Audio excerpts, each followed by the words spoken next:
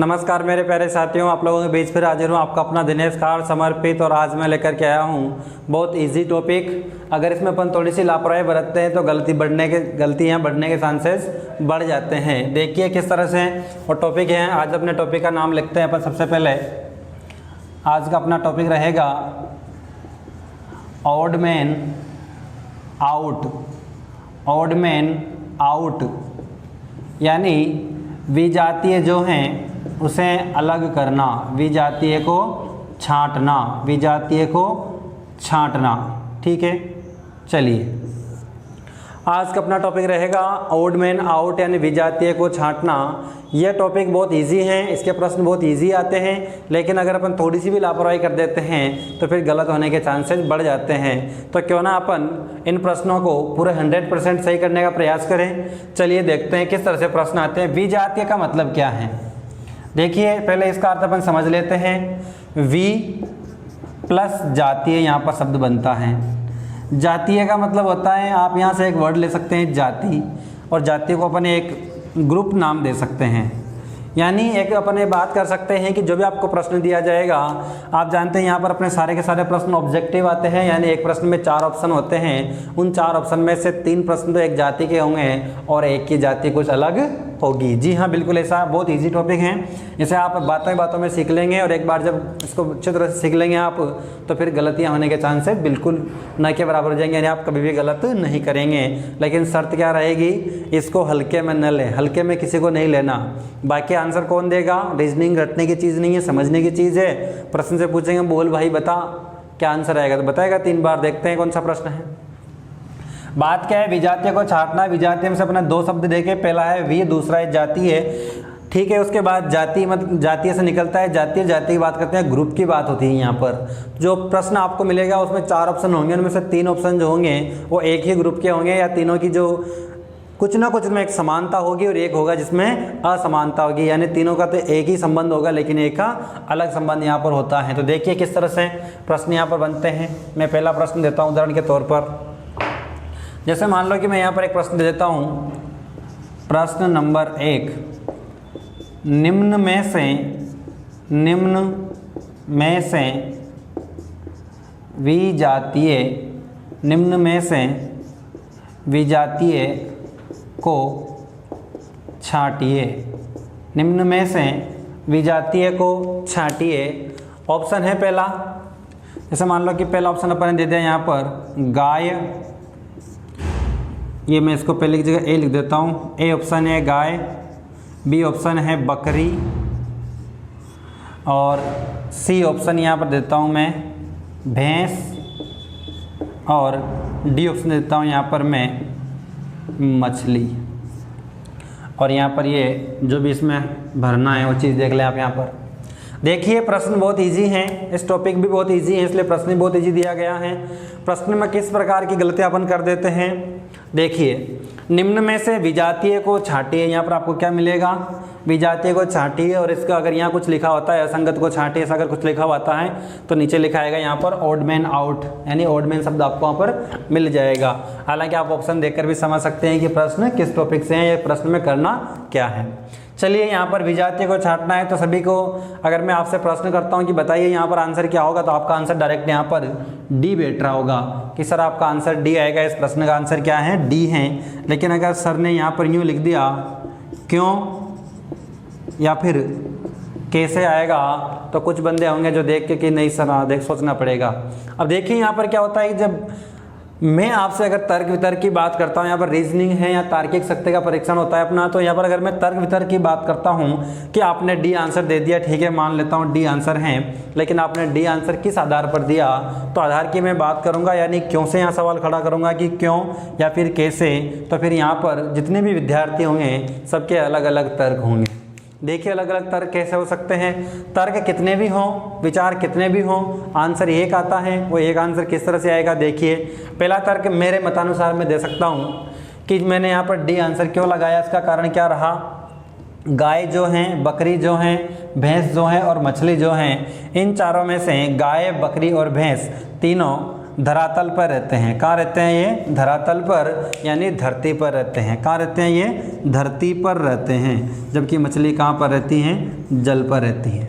कहाँ रहती हैं? जल पर रहती हैं। कुछ बच्चे कहेंगे सर धरती भी तो, जल भी तो धरती पर ही रहता है, मछली उसके अंदर रहती है, सर ये क्या बता रहे हो आप? तो कुछ बच्चे इसका आंसर ये दे सकते हैं कि ये जो रहेगा, मछली जो है जलचर हैं, मछली क्या है? जलचर हैं, और जो बाकी हैं वो थलचर हैं। बाकी क्या हैं? थलचर हैं। देखिए गाय, भैंस और बकरी जो है, या गाय, बकरी और भैंस जो तीनों हैं वो क्या हैं? थलचर है। मैंने पहले भी कहा था विजातीय का अर्थ अपन किससे लेंगे? एक ग्रुप से लेंगे, यानी जो अपन को 4 ऑप्शन मिलेंगे, उन 4 ऑप्शन में से 3 का एक ग्रुप रहा होगा, 4 में से 3 का एक संबंध रहा होगा।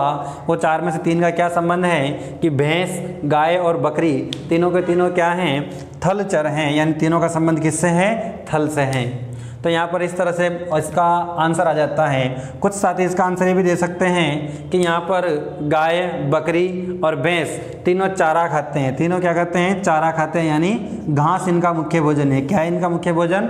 घास इनका मुख्य भोजन है, जबकि मछली घास नहीं खाती है। जबकि मछली घास नहीं खाती है। दूसरी जो बात कर सकते हैं अपन, अगला तर्क यहाँ पर आ सकता है कि गाय, बकरी और भैंस जो हैं इनके 4 पैर होते हैं। इनके 4 पैर होते हैं, जबकि इनके 4 पैर होते हैं, जबकि मछली के 4 पैर नहीं होते। जबकि कुछ कहेंगे कि जो गाय, बकरी और भैंस जो हैं ये डायरेक्ट बच्चा पैदा करती हैं, यानी ये बच्चे देती हैं, जबकि मछली पहले अंडे देती है और बाद में बच्चे देती हैं। इस तरह से यहाँ पर अलग अलग ऑप्शन यहाँ पर बन जाते हैं। तो जिसका जैसी सोच है या जिसके बारे में उस समय जो प्रश्न अपने सामने आया, उस समय आप जितना सोच पाते हो, जिस तरह से आप उसका आंसर दे देते हैं। चलिए अब देखिए कितने यहाँ पर इसके तर्क वितर्क बन रहे हैं। एक तो बना यहाँ पर कि गाय, भैंस और बकरी तीनों क्या हैं? धरती पर रहने वाले हैं, और धरती पर रहने वाले, और मछली कहाँ रहती है? जल पर रहती है। पहला तो ये बन गया। दूसरा क्या बना कि गाय, बकरी और भैंस तीनों क्या है? थलचर हैं, और मछली जो है क्या है? जलचर हैं। तीसरा क्या बना कि गाय, बकरी और भैंस जो हैं ये तो क्या खाते हैं? चारा खाते हैं, जबकि ये चारा नहीं खाती। उसके बाद यहाँ पर आ जाएगा कि इन सब अगला चौथा नंबर आ जाएगा कि इन सब के 4 पैर हैं, जबकि मछली के 4 पैर नहीं होते। उसके बाद अगला आ जाएगा कि ये तीनों बच्चे पैदा करते हैं, जबकि मछली पहले अंडे देती है, बाद में बच्चे बनते हैं। उसके बाद छठा यहाँ पर आ सकता है कि ये सब चलने के लिए पैरों का सहारा लेते हैं, जबकि चलने के लिए पंखों का या फिर जो अपने होते हैं उनका सहारा लेती हैं, यानी इसके पैर नहीं होते यूँ इस तरह से। उसके बाद अगर इनको पानी में रखा जाए, अगला भी बन सकता है कि अगर इनको ज़्यादा समय के लिए पानी में रखा जाए तो ये मर सकते हैं, लेकिन मछली को कितना ही पानी में रखा जाए वो नहीं मर सकती। अगला और बन सकता है यहाँ पर कि इन सबको आप कितना ही बाहर रखें, धरती पर रखें, कभी मर नहीं सकते, यानी जब मौत आई तब तो मरेंगे सही। लेकिन इससे बात करें अपन 6 दिन, 8 दिन, 15 दिन, महीने, 2 महीने तक नहीं मर सकते, लेकिन मछली को अगर आप 5 मिनट, 2 मिनट रख दोगे तो मछली मर जाएगी। ऐसे जो व्यक्ति उस समय इस प्रश्न को देखकर, इन ऑब्जेक्टिव को देख कर के सोच सकता है कि 3 का ग्रुप क्या बन रहा है, तो उस तरह से अपना आंसर देगा। लेकिन आंसर यहाँ पर लगभग सभी का समान होता है। क्या करना है यहाँ पर? विजातीय को छांटना है। अब देखिए, जैसे मान लो मैं एक प्रश्न देता हूँ आप लोगों के बीच यहाँ पर।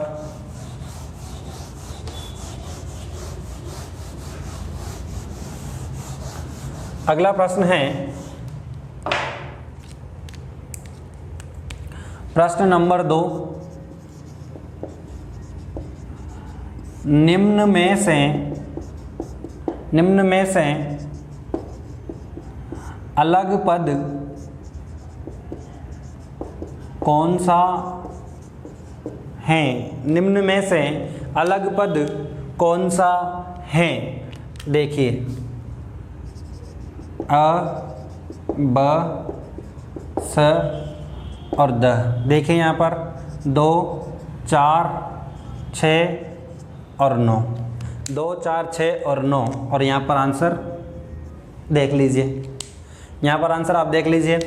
अब यहाँ पर सबके अलग अलग तर्क होंगे, और यहाँ पर आंसर जो देना चाहेगा वो किस तरह से आंसर देगा। यहाँ पर कुछ बच्चों का आंसर होगा सर डी, यानी द, और कुछ सोच रहे होंगे। अब मैं क्लियर कर देता हूँ कि यहाँ पर इसका आंसर द कैसे आया। हाँ, इस वीडियो को देखकर अगर किसी के मन में आया ना कि सर आप तो बहुत ईजी छोटे छोटे प्रश्न दिखाते हो, छोटे छोटे प्रश्न दिखाने का मतलब ये है कि यहाँ पर जो भी बिल्कुल जो क्लियरिटी होती है या यहाँ जो आपके जो बिल्कुल इनके जो अंदर किस तरह से इनको किया जाता है वो डाउट्स क्लियर करने का मेरा मकसद है। कोई बड़े प्रश्न दिखा करके आपको डराना धमकाना नहीं है, ठीक है।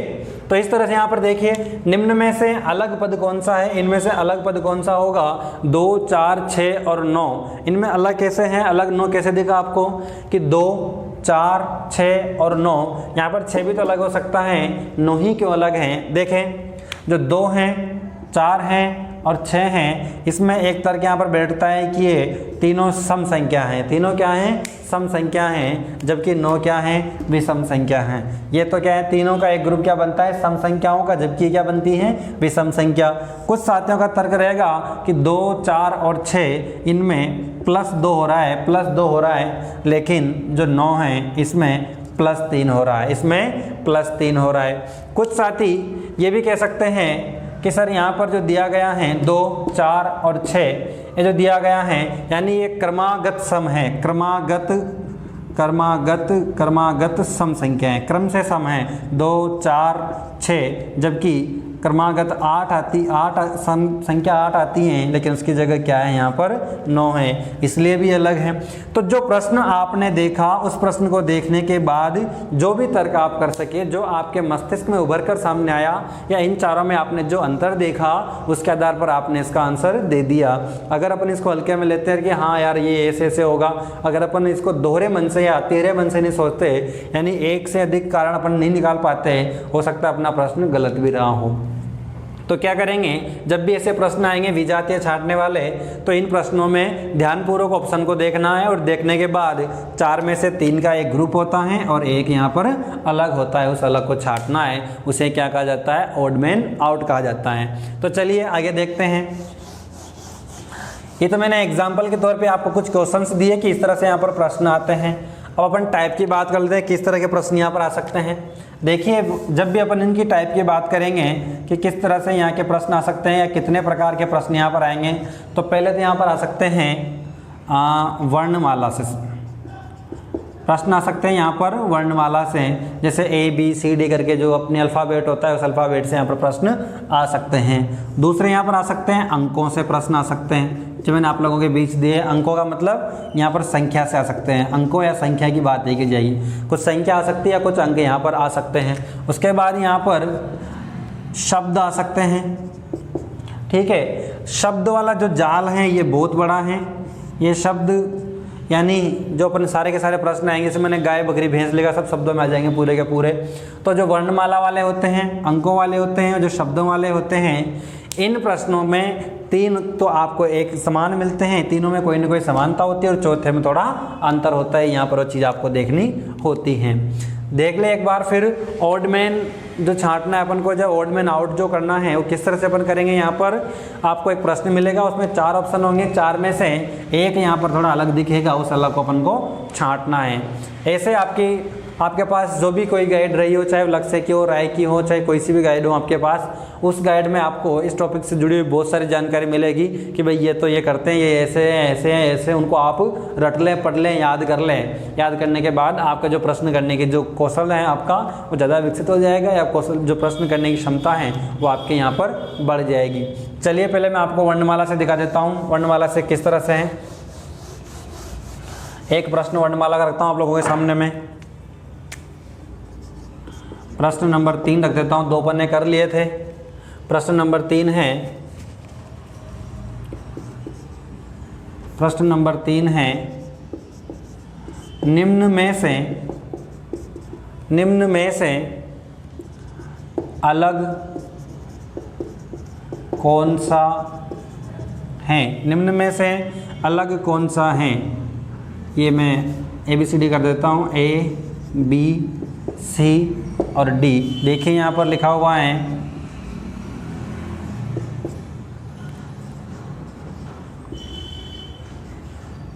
चलो मैं कैपिटल में लिखता, अच्छा सॉरी, इनको मैं सबको कैपिटल में करता हूँ।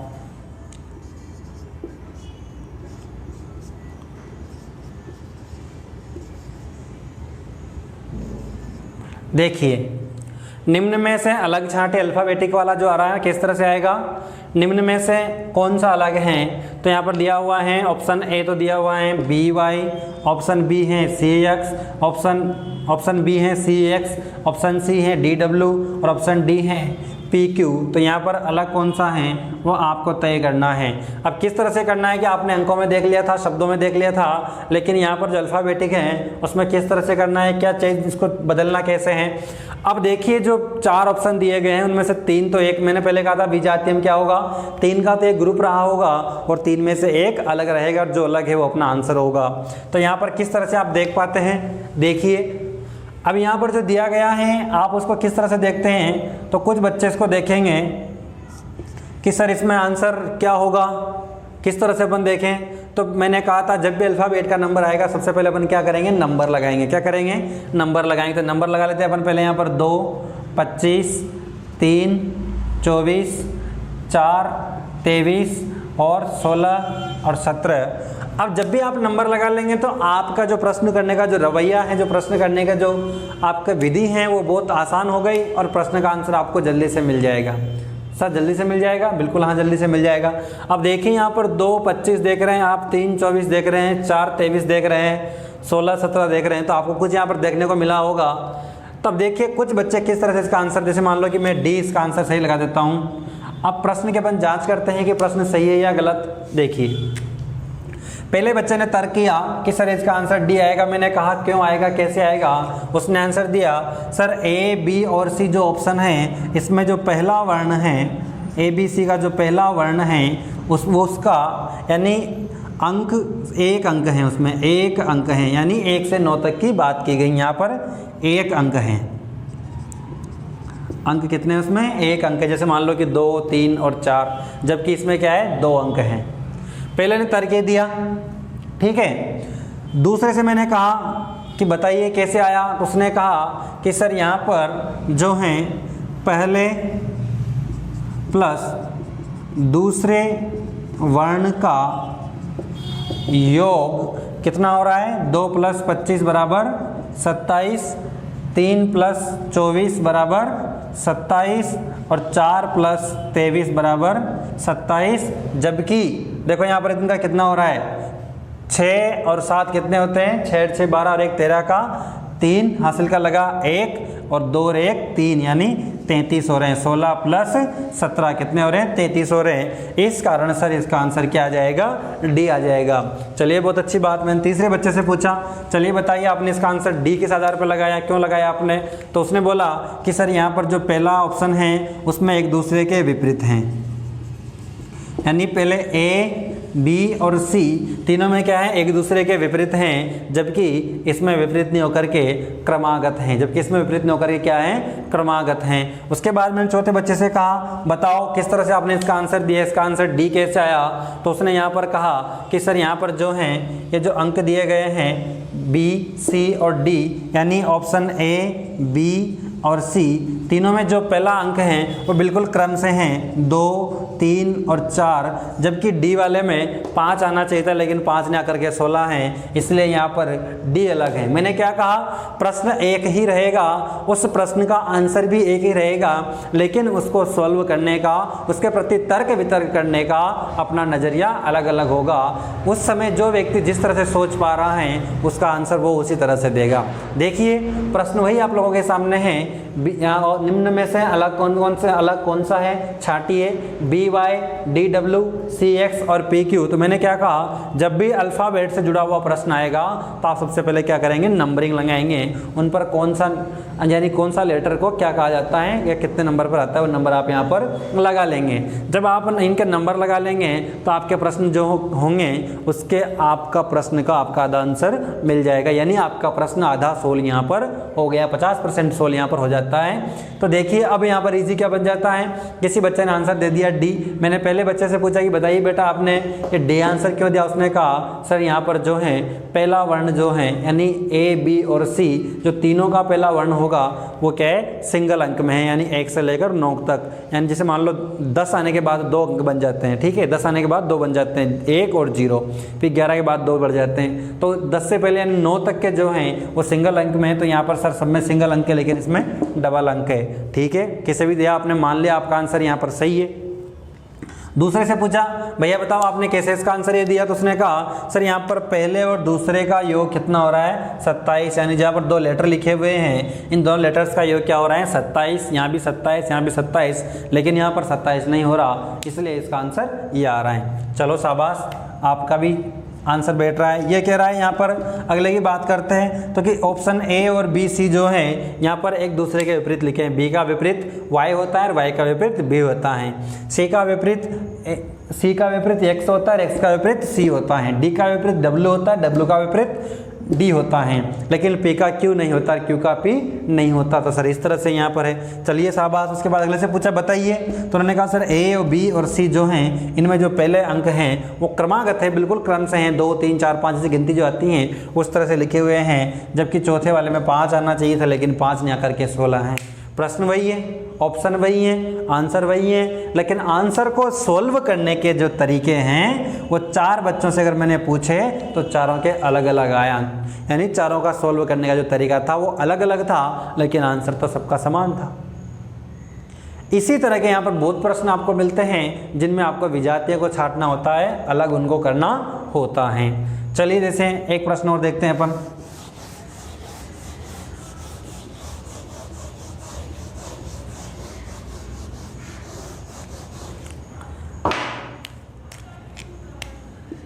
ए बी सी और डी, तो यहाँ पर मैं ऑप्शन देता हूँ आप लोगों को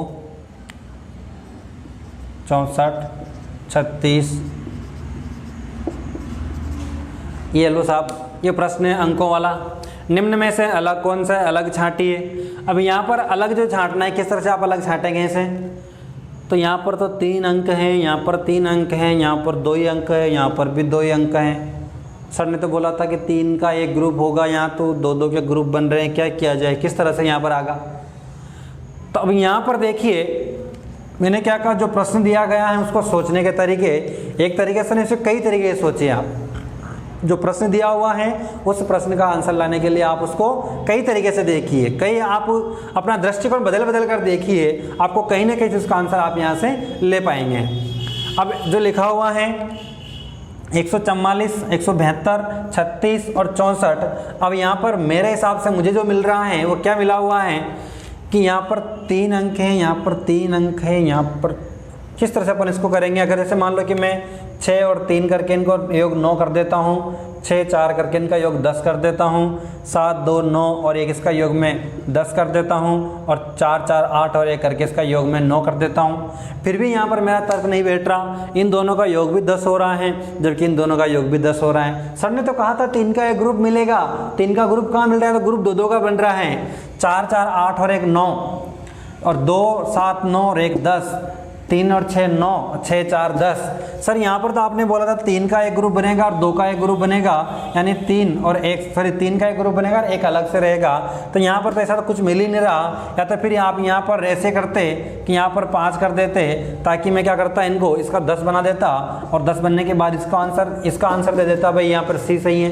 लेकिन आपने तो यहाँ पर 144 दिया हुआ है, तो किस तरह से देखें। तो मैंने क्या कहा, अगर एक तरीका कामयाब नहीं होता, एक तरीके से आंसर नहीं बैठता, तो दूसरे तरीके से सोचना शुरू कीजिए, दूसरे तरीके से नहीं बैठता तो तीसरे तरीके से सोचना शुरू कीजिए, क्योंकि आंसर तो आना है। अगर प्रश्न दिया गया है उसके पीछे कोई ना कोई लॉजिक है। यहाँ पर उसको आपकी जो तर्क शक्ति है, आप किस तरह से तर्क कर सकते हैं एक प्रश्न के बारे में, एक व्यक्ति के बारे में कितनी तरह सोच सकते हैं, वो आपका यहाँ पर जांच करनी है, इसलिए ऐसे प्रश्न आपको दिए जाते हैं। चलिए 10 9 वाला बैठ नहीं रहा, तो किस तरह से अपन इसको सॉल्व करेंगे। अगला अपन लगा के देख लेते हैं यहाँ पर कि इनके बीच अंतर कितना है। इन दोनों के बीच अंतर 3 है, इनके बीच अंतर 0 है, इनके बीच अंतर 6 है, इनके बीच अंतर 5 है, इनके बीच अंतर यहाँ पर 3 है, यहाँ पर 2 है। ये अंतर वाला भी कोई सिस्टम नहीं बैठा, तो किस तरह से इनको किया जाए। देखिए प्रयास करने वालों की हार नहीं होती, तो प्रयास अपन करते रहेंगे यार, किस तरह से इसका आंसर आएगा, किस तरह से इसका आंसर आएगा। फिर अचानक अपना दिमाग जागता है और अचानक दिमाग जाग के आता है कि यार ये तो वर्गमूल है 12 का, ये वर्गमूल किसका है 12 13, तो वर्गमूल ही नहीं है। ये किसका है 8 का वर्गमूल है, ये किसका है 6 का वर्गमूल है। हाँ यार सॉरी वर्ग है, ये तो 12 का वर्ग है, ये 8 का वर्ग है और 6 का वर्ग है, लेकिन ये किसी का भी वर्ग नहीं है। हाँ, इसका आंसर तो क्या आ जाएगा, इसका आंसर बी आ जाएगा। इसका आंसर क्या आ जाएगा, इसका आंसर बी आ जाएगा। बी कैसे दिया, अगर क्यों और कैसे की बात करते तो आपका आंसर क्या रहेगा कि भाई जो पहला दिया गया है ये वर्ग है किसी संख्या का, दूसरा जो दिया गया है ये भी वर्ग है किसी संख्या का, ये भी वर्ग है किसी संख्या का, लेकिन ये किसी संख्या का वर्ग नहीं है। हाँ, वर्ग तो है लेकिन पॉइंटों में है, पॉइंटों वालों को वर्ग माना नहीं जाता। वर्ग तो डायरेक्ट जो अपनी संख्या होती है 1 2 3 4 5 इस तरह से वर्ग देखे जाते हैं। तो अपना आंसर यहाँ पर ये अपन को मिल जाता है। दूसरी चीज़ अपन यहाँ पर देख सकते हैं, मेरा तो माइंड एक ही तरह से काम कर रहा है, तो आप लोग भी आजमा कर देखें। अगर आप दूसरे तरह से को देख पाते हैं तो इस तरह से। अगला प्रश्न रखता हूं आप लोगों के बीच में।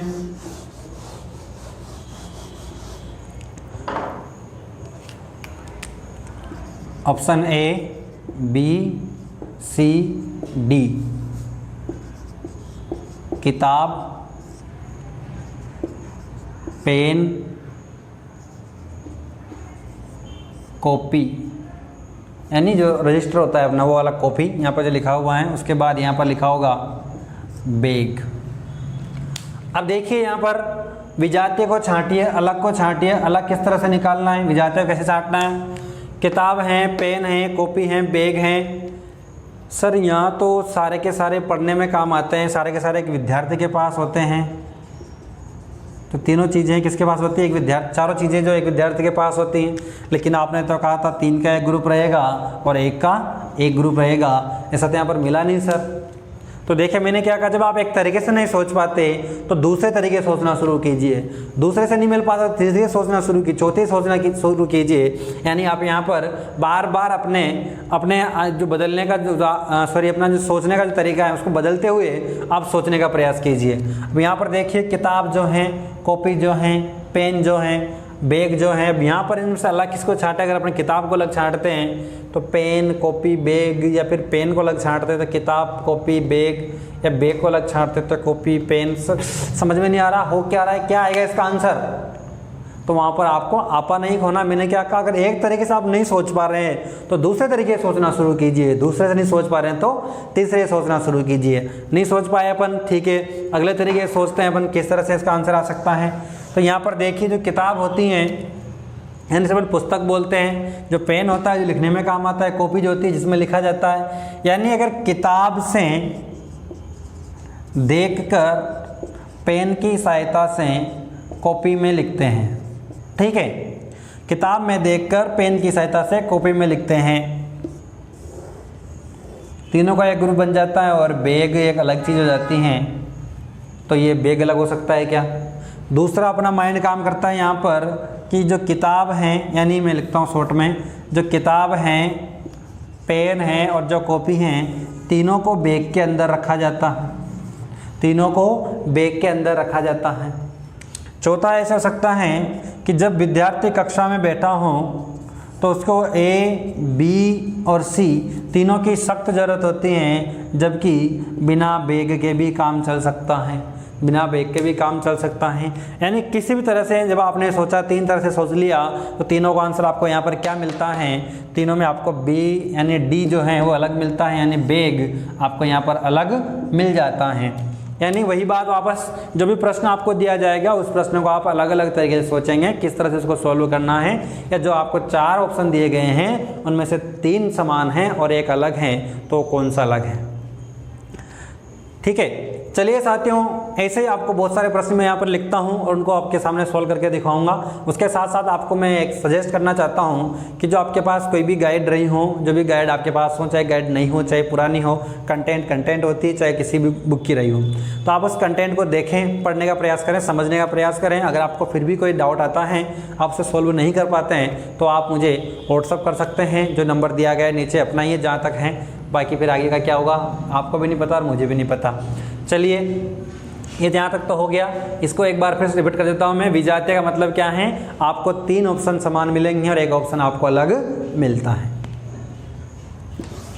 रखे शब्दों से जुड़े हुए, मैंने कहा था ऑड मैन जो छांटना है, 3 तरह के प्रश्न आपको मिलेंगे, शब्दों वाले, अंकों वाले और लेटर्स वाले। तो अपने सबसे पहले शब्दों वाले लिए हैं। देखिए लिखाएगा विजातीय या असंगत की पहचान कीजिए, यानी विजातीय जो होगा, जो असंगत है उसको आप छांटिए या उसको इसमें से सही कौन सा है वो आपको देखना है। ठीक है, आगे देखते हैं। यहाँ पर पहला प्रश्न है अपना, बोतल, दूध, तेल और पानी, 4 ऑप्शन दिए गए हैं। सर ने क्या कहा था, 4 में से 3 की एक जाति होगी, एक ग्रुप होगा और एक अलग होगा। तो एक अलग कौन सा है वो देख लेते हैं। यहाँ पर बोतल, दूध, तेल और पानी, इनमें आपका आंसर यहाँ पर ए, इसका आंसर आपको सही लगेगा। क्यों लगेगा, उसका कारण आपके रहेगा कि बोतल जो हैं, दूध, तेल और पानी, आप तीनों को बोतल में भर सकते हैं, या फिर यूँ कहें तीनों तो क्या है, खाद्य या पेय पदार्थ हैं। तीनों क्या हैं, दूध, तेल और पानी खाद्य या पेय पदार्थ हैं, जबकि इसे आप खाद्य या पेय में नहीं ले सकते। यानी बोतल जो है एक प्लास्टिक है, और ये जो है आप दूध को पी सकते हैं, तेल को भी आप खा सकते हैं, पी सकते हैं, पानी को भी आप खा सकते हैं, पी सकते हैं, लेकिन आप बोतल को खा पी नहीं सकते। तो इस तरह से आपका आंसर क्या आ जाएगा, यहाँ पर बोतल आ जाएगा, यानी ऑप्शन ए आ जाएगा। या इस तरह से हम देख सकते हैं आप कि इन तीनों का एक ग्रुप है, इसका एक अलग है। प्रश्न नंबर 2 है, दिल्ली, मुंबई, जयपुर और भोपाल। दिल्ली, मुंबई, जयपुर और भोपाल। अब यहाँ पर एक प्रश्न खड़ा होता है, दिल्ली, मुंबई, जयपुर और भोपाल।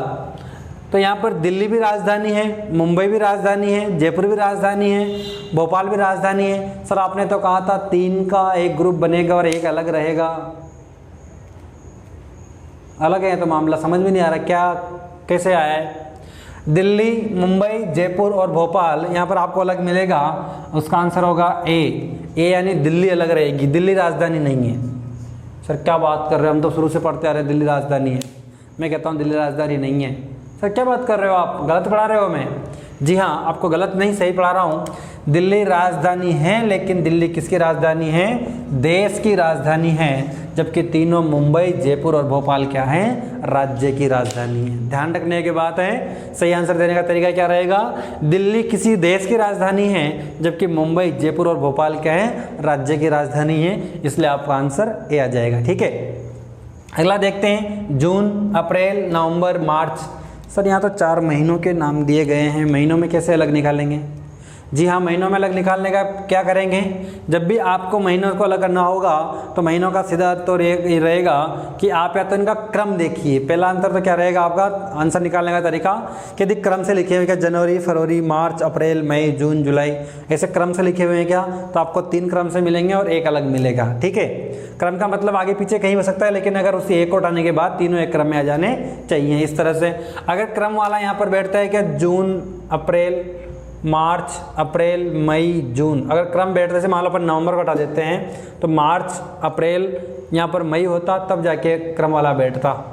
यहाँ पर जैसे मान लो जून को हटाए तो अप्रैल, मई नहीं बैठता। किस तरह से बैठेगा, तो दिनों की संख्या अपन देखेंगे तो कौन से महीने में कितने दिन होते हैं, इस तरह से तो अलग बन सकता है। जैसे मान लो कि जून का कितना दिन है, अप्रैल में कितने दिन हैं, नवंबर में कितने हैं, मार्च में कितने हैं। तो आप लोगों ने एक सुना होगा, जून, नवंबर, जानिए, अप्रैल, सितंबर, 30। जब अपन पढ़ेंगे कैलेंडर, वहाँ पर अपन देखेंगे जून, नवंबर, जानिए, अप्रैल, सितंबर 30, 28 की फरवरी, बाकी सभी 31। जून, नवंबर, जानिए, अप्रैल, सितंबर 30, यानी जून, अप्रैल और नवंबर तीनों के 30 हैं, जबकि मार्च में 30 दिन नहीं होते, 31 दिन होते। आंसर क्या आ जाएगा यहाँ पर, डी अलग आ जाएगा। चलिए, ये आंसर डी हो गया। उसके बाद देखिए प्रश्न नंबर 4 है, दिनकर, दिवाकर, भास्कर और दैनिक। दिनकर, दिवाकर, भास्कर और दैनिक, यहाँ पर किस तरह से अलग किया जाएगा, इसको क्या देखा जाए यहाँ पर ताकि अलग हो जाए। दिनकर, दिवाकर, भास्कर, दैनिक, तो यहाँ पर देखिए ये सूर्य के पर्यायवाची हैं। दिनकर, दिवाकर और भास्कर तीनों क्या हैं, सूर्य के पर्यायवाची हैं। हाँ, दैनिक जो है ये रोज़ की बात है, रोजाना की, रोज़मर्रे की बात है, ये पर्यायवाची नहीं है। किसका, सूर्य का पर्यायवाची नहीं है, तीनों पर्यायवाची हैं। तो यहाँ पर आंसर क्या आ जाएगा, डी इसका आंसर आ जाएगा। यहाँ पर बात करते हैं किलोमीटर, किलोग्राम, सेंटीमीटर, मिलीमीटर। देखिए किलोमीटर, किलोग्राम, सेंटीमीटर, मिलीमीटर, जिन जिन के पीछे मीटर लगा हुआ है, किलोमीटर, सेंटीमीटर, मिलीमीटर, तो ये जो है किलो जो है किलोमीटर दूरी है, किलोग्राम वजन है, सेंटीमीटर दूरी है और मिलीमीटर जो है, mm जो है वो क्या है, ये भी एक दूरी है, mm में होती है ना, वो भी दूरी है। ठीक है, अगर यहाँ पर मिलीमीटर नहीं होकर के मिलीलीटर होता, मिलीलीटर होता तो फिर यहाँ पर ये और ये दोनों वजन में माप में आ जाते, इस कारण यहाँ पर फिर कोई दूसरा ऑप्शन आता। तो यहाँ पर मिलीलीटर नहीं है, मिलीमीटर है, यहाँ पर क्या है, मिलीमीटर है। तो आपको अलग क्या मिल जाएगा, ये दूरी का मात्रक, ये दूरी का मात्रक, ये दूरी का मात्रक, यानी तीनों से क्या मापी जाती है, दूरी, जबकि किलोग्राम से क्या मापा जाता है, वजन मापा जाता है। यहाँ पर आंसर क्या आ जाएगा, बी आ जाएगा, आंसर क्या आ जाएगा, बी आ जाएगा। चलिए छठे की बात करते हैं। पत्ती, जड़, पौधा, तना, सारे के सारे ये समान दिख रहे हैं, तो इनको विजातीय कैसे करना है, अलग कैसे छांटना है, असंगत कैसे छांटना है, इनमें एक बार देखते हैं। पत्ती, जो पत्ती होती है, जड़ जो होता है, पौधा, तना, इनमें से अलग कौन, हाँ अलग होगा पौधा, क्योंकि देखिए तना, जड़ और पत्ती जो हैं तीनों किस पे आते हैं, पौधे पर आते हैं, तो पौधा यहाँ पर अलग हो जाएगा, पौधा यहाँ पर अलग हो जाएगा। सिंह, बाघ, हाथी और भेड़िया, यहाँ पर आपका अलग हो जाएगा, सिंह, बाघ, हाथी, भेड़िया। हाथी अलग हो जाएगा, हाथी क्यों हो जाएगा, क्योंकि ये तीनों क्या है, मांसाहारी है और हाथी क्या है, शाकाहारी हैं। चाचा, मामा, बहन, भाई, इनमें अलग क्या होगा, चाचा तो चाचा होता है, मामा मामा, भाई बहन, किस तरह से इसमें अलग होगा, इसमें मामा अलग होगा क्या, इसमें बहन अलग होगी। क्यों अलग होगी, चाचा भी एक पुरुष है, मामा भी पुरुष हैं, भाई भी पुरुष हैं, लेकिन बहन क्या है, स्त्री हैं, तो यहाँ पर बहन अलग हो जाएंगी। उसके बाद सोम, मंगल, शनि और बुध जो हैं, अब ये क्या हैं, सोम, मंगल, शनि, बुध ग्रह हैं क्या, कि वार हैं, कैसे कंफर्म करें यहाँ पर, क्या सोम कोई ग्रह होता है क्या, ग्रह है क्या, नहीं है, तो फिर क्या है, ग्रह है सोम, लेकिन यहाँ पर ये वार दिए गए हैं, और वार किस तरह से दिए गए हैं, क्रम से दिए गए हैं। किस तरह से दिए गए हैं, क्रम से दिए गए हैं। सोम, मंगल, बुध और ये शनि को अगर अपन अलग कर देते हैं, सी को अपन छांट देते हैं, तो यहाँ पर ये क्रम से बन जाते हैं। जैसे अपने महीने बने थे ना क्रम से, मार्च, अप्रैल, मई, जून, उस तरह से यहाँ पर सोम, मंगल और बुध एक क्रम बन जाता है अगर शनि को अपन यहाँ पर छांट देते हैं। सीता, लखन, भीम और कुश, सीता, लखन, भीम और कुश, यहाँ पर अलग किस तरह से छांटेंगे, यहाँ पर सीता जो हैं, लखन जो हैं, भीम जो हैं, कुश जो हैं।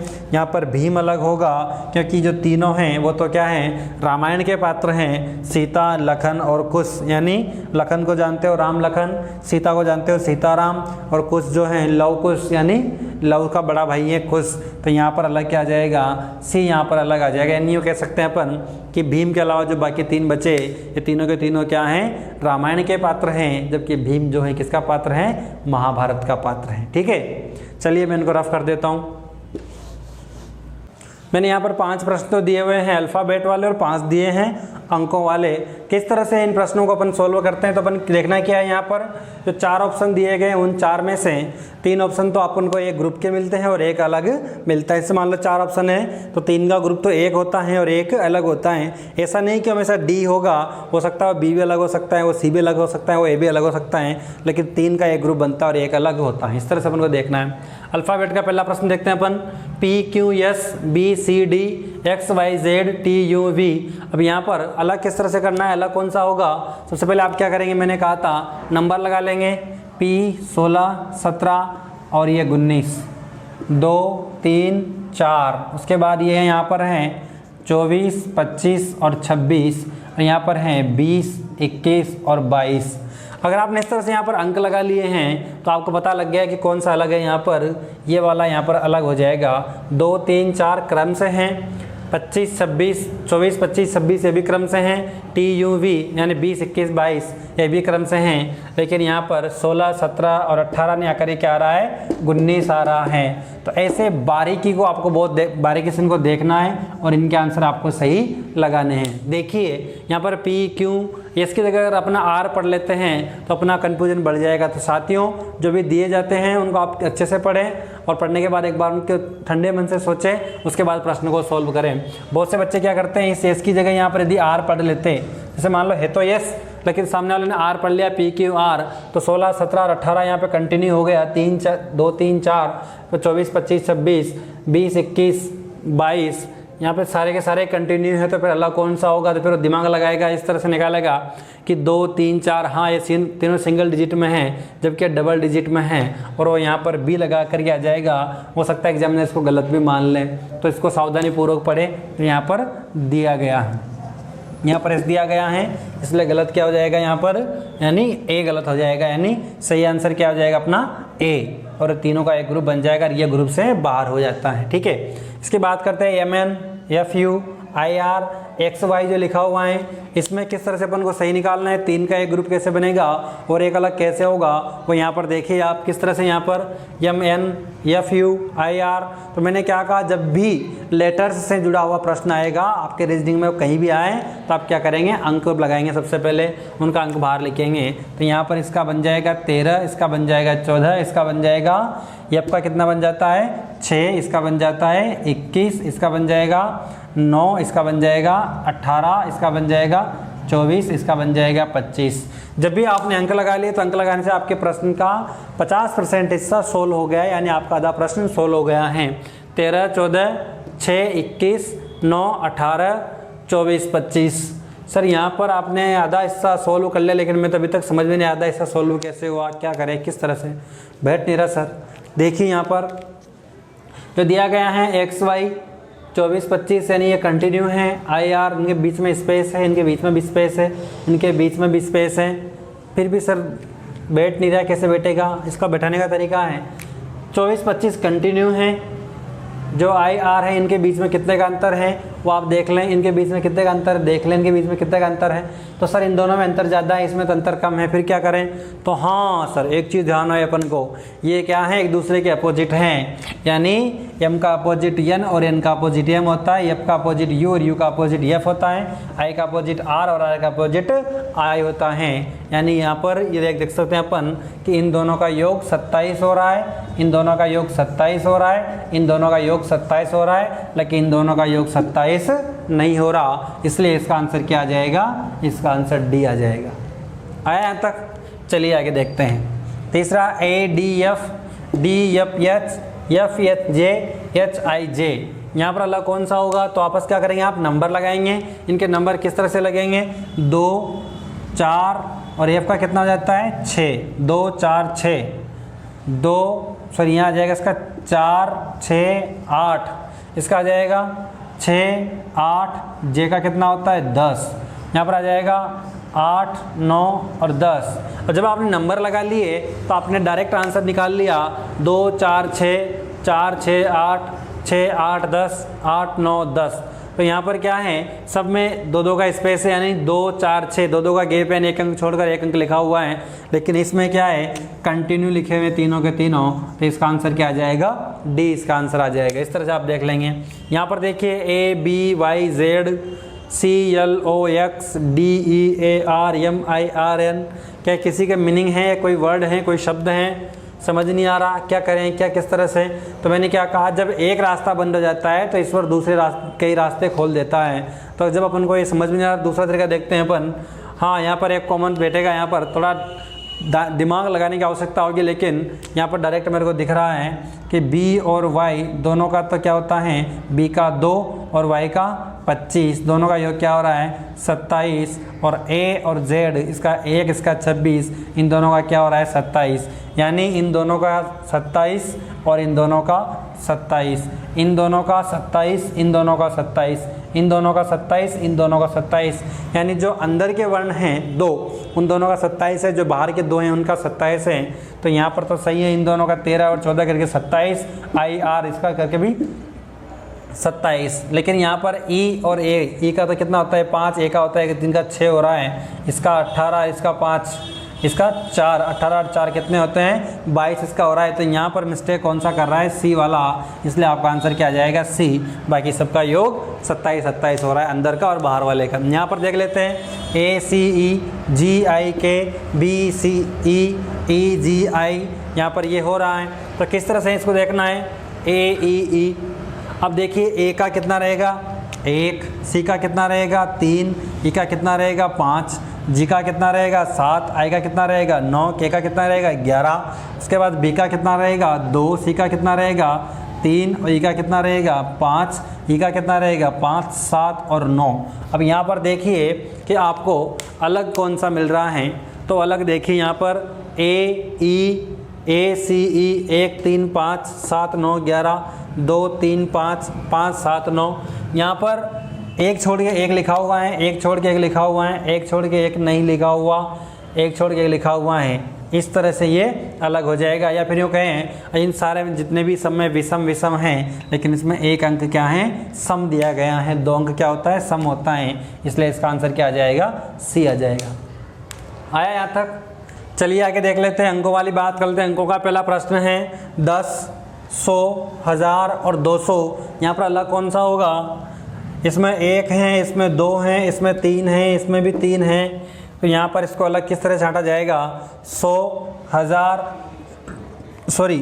10, 100 और 1000 यानी दहाई, सैकड़ा और हज़ार एक कंटिन्यूटी आ रही है यहाँ पर, लेकिन ये यहाँ पर दहाई तो सैकड़ा तो हैं, लेकिन यहाँ पर सिंगल सैकड़ा, एक सैकड़ा यानी एक दहाई, एक सैकड़ा और 1000 हैं, लेकिन यहाँ पर क्या है 2 सैकड़ा यानी ये अलग है। यहाँ पर इसका आंसर क्या आ जाएगा डी आ जाएगा।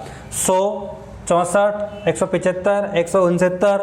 तो इनको किस तरह से देखेंगे? यहाँ पर ये वर्ग हैं किसी का, 10 का वर्ग है 100 का वर्ग, 100 किसका वर्ग है 10 का, 64 किसका वर्ग है 8 का, 175 किसका वर्ग है पता नहीं, ये किसका वर्ग है 13 का। जब ये पता नहीं है या किसी का वर्ग है नहीं, तो फिर आप क्या करेंगे यहाँ पर इसको आंसर यहाँ पर दे देंगे। आंसर क्या आ जाएगा यहाँ पर सी आ जाएगा। चलिए आगे देखते हैं। 2 - 4, 6 - 36, 12 - 120, 7 - 49। तो इसको किस तरह से माइनस करना है, क्या करें सर इसका? तो 2 का वर्ग 4 होता है, 6 का वर्ग 36 होता है, 12 का वर्ग 144 होता है, लेकिन वो यहाँ पर है नहीं, और 7 का 49 होता है। तो इसका आंसर क्या आ जाएगा यहाँ पर? इसका भी आंसर सी आ जाएगा। चलिए आगे देखते हैं। 1000/5, 400/2, 900/3, 12000/60। सर ये किस तरह से इसको करना है, क्या करें? काटना है कि जोड़ना है?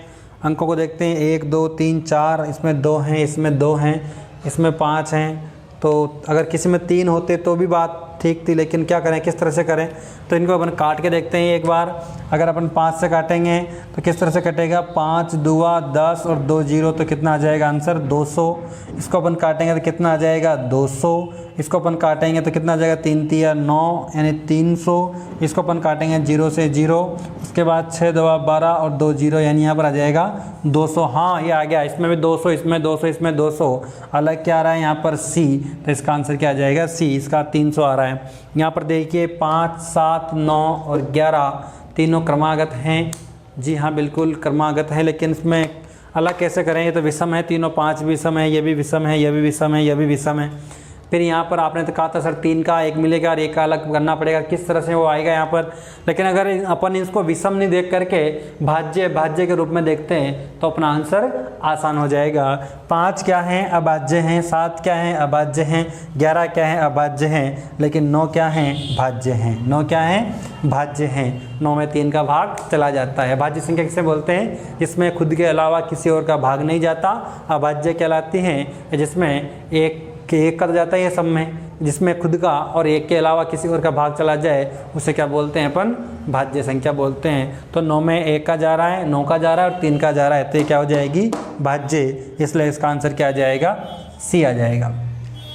साथियों मेरा मकसद यहाँ पर इतना सा साबित करना है कि जो अपना टॉपिक है ऑड मैन आउट, विजातीय को छांटना यानी असंगत को छांटना, तो यहाँ पर 4 ऑप्शन आपको जो मिलेंगे उसमें से 3 ऑप्शन तो आपको समानता वाले मिलेंगे, 3 में कोई ना कोई संबंध होगा, 3 का एक ग्रुप होगा और एक आपको अलग छांटना है। इस टॉपिक को हल्के में न लें, जो गाइड में दिए गए हैं उन प्रश्नों को आप पढ़ें, जो वहाँ पर कंटेंट दिए गए उसको आप पढ़ें। इस वीडियो को हो सके तो 1 से 2 बार देखें, 3 बार देखें, जितनी तरह जब आप समझ में आ जाए उस तरह से देखें। और अगर फिर भी कोई समस्या है तो आप हमें व्हाट्सअप करें इस नंबर पर, या आपका अपना नंबर है, और जितना मेरे से होगा मैं आपका पूरा सहयोग करने की कोशिश करूंगा। और मैं उम्मीद करता हूं कि जितने वीडियोस मैंने अब तक अपलोड किए हैं उनको आपने देख लिया होगा। अगर नहीं भी देखा है तो आप उनको देखें। आपको BSTC में, PTT में, पटवार जो भी आप कर रहे हैं वहाँ पर आपको बहुत हेल्प मिलेगी। मेरा मकसद यहाँ पर कोई कठिन प्रश्न डालना नहीं है। मेरा मकसद इतना सा है कि जो विषय वस्तु आपको दी गई उसको किस तरह से सॉल्व करना है वो आप तक लाना है, या उसके जो भी बारीकियाँ हैं वो सारी की सारी बारीकियाँ आपके सामने शो करना हैं। आपने वीडियो को लास्ट तक देखा, एंड तक देखा, आप लोगों का बहुत बहुत धन्यवाद। और हो सके तो अच्छा लगा हो तो आप इस वीडियो को लाइक करें, शेयर करें और वहाँ तक पहुँचाएँ, उन साथियों तक पहुँचाएँ जिनको इसकी आवश्यकता है। आप लोगों का बहुत बहुत धन्यवाद। Thank you.